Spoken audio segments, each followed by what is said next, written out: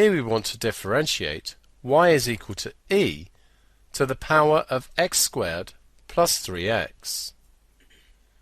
We identify that the inside function is the x squared plus 3x.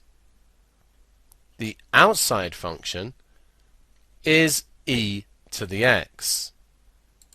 It's not as easy to spot inside and outside functions with this type of function.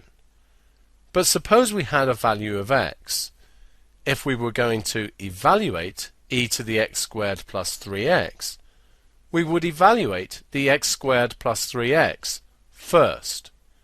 The first function is the inside function. So we need to differentiate, and remember that if we differentiate e to the x, we get e to the x. So we get e to the x squared plus 3x as part of our answer, since we differentiate e to the x squared plus 3x, treating the inside function as if it is just x.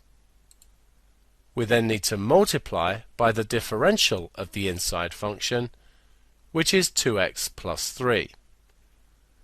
Tidying, we write 2x plus 3 times e to the x squared plus 3x.